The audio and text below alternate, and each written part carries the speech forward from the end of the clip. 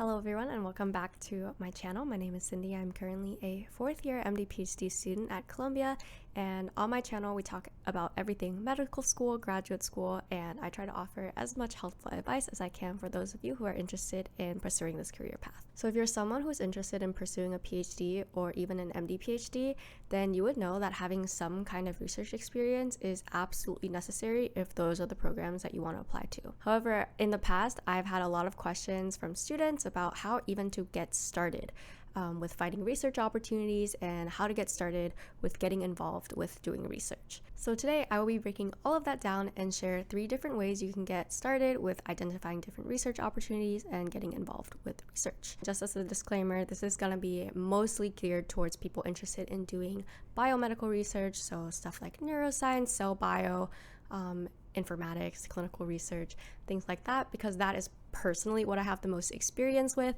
as well as what most students who are applying MD, PhD, or medical schools are kind of interested in doing. It doesn't mean that it won't work if you're looking for research experiences outside of the biomedical sciences, because I think this advice pretty much holds across the board, but I just want to be specific about kind of what my background is, as well as like who this video is geared towards. And so without further ado, let's get started.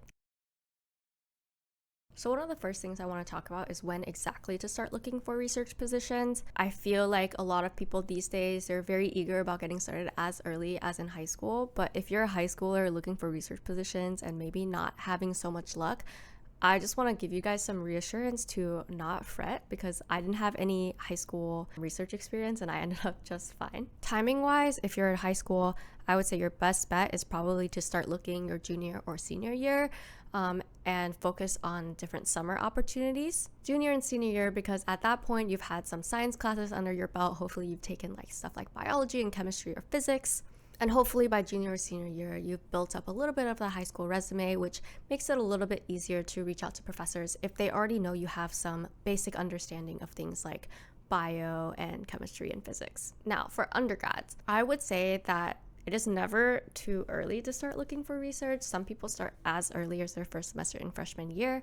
Personally, I started looking kind of mid-semester, my first semester of freshman year, and then started my spring semester of freshman year. I honestly would say that it's pretty typical to like wait a semester and start research in college, either the spring semester of your freshman year or the summer after your freshman year. Now, if you're a junior or a senior in college and you're watching this video and you're currently panicking because I just told you the best time to look for a research position is in freshman year, don't panic. I would say that if you want to do a PhD or an MD PhD, you need research. So honestly, it is better late than never. If you are only starting doing research in junior or senior year, I would recommend taking a gap year so you have a little bit more time to like really buff up that resume and use those gap years to kind of like get more research hours done, get some productivity, etc.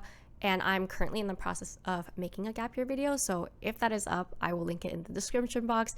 If it is not up yet, it will be up hopefully soon. All that is to say, if you're a junior or senior watching this video and you maybe haven't started looking for research positions yet, or you haven't gotten a research position yet, I don't want you to panic. My advice will still hold. Just work on getting a research position, get those research hours, take a gap year if you need, and you will do great in your PhD or MD PhD cycle. And with all of that said, now I will go into the 3 different ways that people typically find research positions. Okay, so the first way, and I think the most common way people get research positions, is just to cold email. And I know that sounds really, really scary, but that's how so many students do it, so you can do it too. And I think that's like typically how people will recommend you to get a research position too. Like you go and ask like another student, oh, how did you get your research position?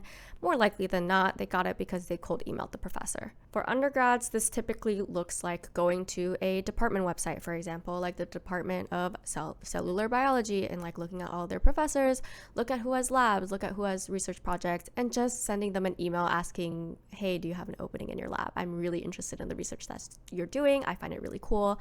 Something along those lines. Now, for high schoolers, the process is pretty similar in terms of cold emailing. It's just that instead of your university where you would identify professors, you would probably try to target colleges and universities in your local area that have professors that do research. I think the challenge with identifying professors to do research with when you're a high schooler is kind of the fact that you don't belong yet to a university.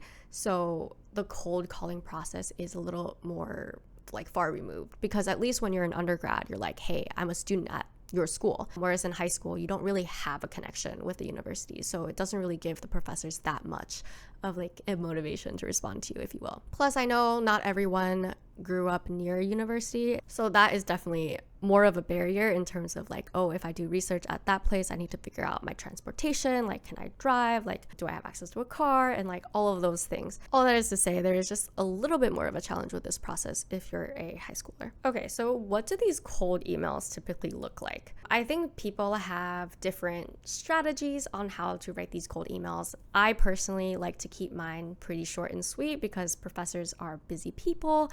They usually just glance at it really quickly and decide whether or not to respond. So I basically include 3 things. The first thing is just a little bit about me. What's my name? What's my major? What year I am in school? The second thing is expressing interest in the professor's lab. Like, why are you interested in the research that they do? Just write like a sentence or 2 that shows that you kind of have an understanding about what it is that they study in their lab. And finally, the third thing is just a question asking if they're willing to chat about any openings that they may have in their lab. Some students also include a resume, so they would just be like, oh, my resume is attached for your convenience, and then sign off like that. I've heard some mixed opinions about doing that. For me personally, I kind of just do it because it's useful information. If they decide to click it, they click it. If they don't click it, they don't click it. Like, it's not a big deal for me. In undergrad, some upperclassmen did tell me when I was still a freshman that if you attach a resume, it makes you look really desperate. I personally don't think so. And one of the professors I currently do research with now, she told me she actually glances at the resume, and the resume is what she decides whether or not to respond to that student. And by the way, I will share an example template of how to structure this email and how I've personally emailed professors in the past. So if you want access to that, that would be in the description box below. Now, kind of the downside to cold emailing professors is, again, professors are really busy people. They may not take the time to respond to you. They may not even read your email. And even if they wanted to respond to you, sometimes they just may take forever to answer. And I think in this case, it's important to remember that it is kind of a numbers game. My best advice, honestly, is to stay the course and just keep asking. Keep asking different people. Someone will eventually give you a shot. Trust me. You can also try to be a little bit persistent as well. Like, feel free to send like a follow-up message like a week later being like, hey, like I emailed you this a week ago. I was wondering if you had a chance to look at it. I wouldn't follow up more than like 3 times though. I think that's a little bit too much. Another thing you can do if you're an undergrad is if you're taking this professor's class, talk to them in office hours or talk to them after class. Like, sometimes that can land you a research position as well. Another piece of advice I have with cold emailing is to stay open-minded. Let's say your dream is to work with this one professor at this one cancer research lab at your school. And let's say that professor doesn't respond to you, or maybe they don't have any openings in their lab. I think my advice is to not get so hung up on a specific lab or a specific professor. Try to cast a wide net, try to be open-minded, and also know that if this research lab doesn't work out in like your first year of doing research or whatever, you are allowed to switch labs. Plus, at the undergrad level, sometimes I feel like it is not necessarily about the specific nitty-gritty of the project that you're working on that's important. It is more about the scientific process, learning how to do research, and the skills that you gained from being involved with research that really matters. So another note for the high schoolers watching this before we move on, as I alluded to before, there is a little bit of kind of an added difficulty when you are a high schooler cold emailing for research positions. Not all professors are wanting to work with high schoolers or willing to work with high schoolers, but you can definitely still try, and just know you still have something to contribute even though you're very early on in your career. So if you're a high school student, I feel like the best way to kind of target professors is to just look to see if they have a lab website. Some professors will list lab alumni on their websites, and some of them are high schoolers. And so if that's something they listed on their website, they actually might be more open to working with high schoolers, so you can kind of target your emails that way. So the next thing I'm going to be talking about is kind of leveraging your network, leveraging your connections. And I personally think this is probably the easiest way to get a research position. And you might be sitting there thinking, Cindy, what are you talking about? Like, the whole reason I clicked on this video is because I don't have any connections. I don't know any professional scientists. So like, what do you even mean? What I mean by that is not that you have to be a research nepotism baby, but that you should talk to people and try to network, especially other students, and especially if you're an undergrad. So as an example, when I was a freshman in undergrad, I joined a bunch of mentoring societies to start off. I wanted to get to know the school. I wanted to get to know some upperclassmen. So one of my upperclassmen mentors from these mentoring groups ended up telling me that they had research positions open in their lab. So she introduced me to her professor. I talked to the professor and basically started research spring semester of my freshman year. Super painless, did not email hundreds of professors, just got to meet this professor through my mentor. And I do think this strategy is a little bit easier, especially when you're an undergrad, because you can kind of gauge who has lab openings from the people around you who are involved in research. There are also so many biomedical focused clubs. So for example, one of the mentorship clubs I joined had like weekly seminars where they just invited professors to come talk about their research projects. And sometimes people get interested and then they start talking to the professor after the talk and they get research positions that way. You can just look around at your peers, see who they're doing research with, ask perhaps if they have openings in their lab, and then just email that professor yourself. This method is still really similar to cold emailing because essentially you're still shooting your shot, but I do think that leveraging your connections means that you're probably less likely to be ignored. So for example, in my case, I got introduced, so the professor already kind of has a reason to respond to my email. And then secondly, if you heard from somebody else that, this lab has an opening, at least you're targeting labs and emailing professors that has a lab opening. Whereas like if you're just going on lab websites and like looking at professors and shooting emails that way, they might not even have a lab opening for you. Okay, so the third and last way that I'm going to talk about in this video on how people get research opportunities is through formal programs. Personally, if you're a high schooler, I think formal programs are your best shot. A lot of these programs take place during the summer. A lot of them are geared specifically towards high schoolers wanting to kind of dip their toes into research. A lot of times these programs have also vetted their mentors to make sure they actually want to work with high school students and to, kind of not make sure, but help you get as good of an experience as possible, because unfortunately sometimes research is not the best because of different factors related to mentorship and lab culture, which I'm happy to talk about in another video. That's probably another video all in and of itself. The one caveat I would give for formal programs though is I would caution against having to pay for any of these programs, especially if you're a high schooler, because a lot of these programs designed for high schoolers, they ask parents to pay, a couple $1,000s to participate in the summer program. I just caution against the for-profit research programs because I think a lot of times their focus is not to give you the best experience in research. Their focus is not to give you kind of a solid scientific foundation in doing research. It's usually something about their bottom line.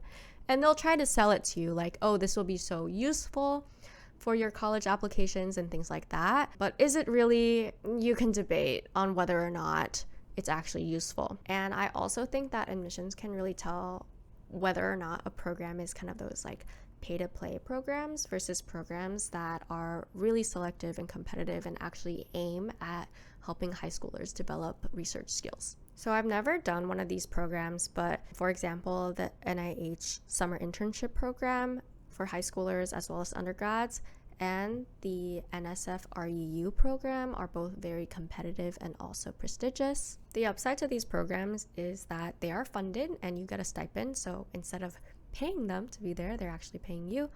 Plus, they're usually very structured and I think students typically get a lot out of it. The downside is that they're pretty competitive.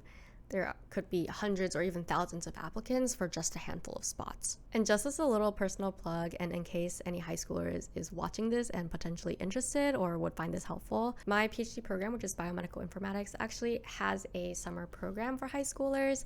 It is completely free. You get set up with a PhD student mentor as well as a professor mentor, I think, and work on a variety of different informatics projects throughout the summer. If you happen to be in the New York City metro area or is able to live in New York City metro area for a summer, this could be something to look into. And I think in the past, students have enjoyed it. I will link the application and information down below. I think the application is open now. All right, so that brings me to pretty much the end of this video. In summary, there's just 3 different options that I feel like are your best bet if you're trying to get research opportunities. The first one is cold emailing. The second one is kind of using your network to figure out who to contact.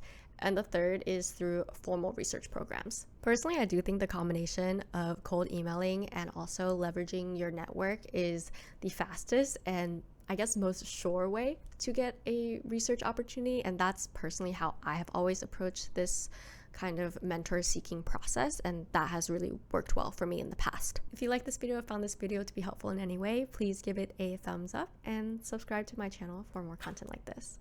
I am trying to get to 200 subscribers before the end of February, which may or may not be too ambitious of a goal. We'll see. But thank you so much for watching this video, and I'll see you in the next one. Bye.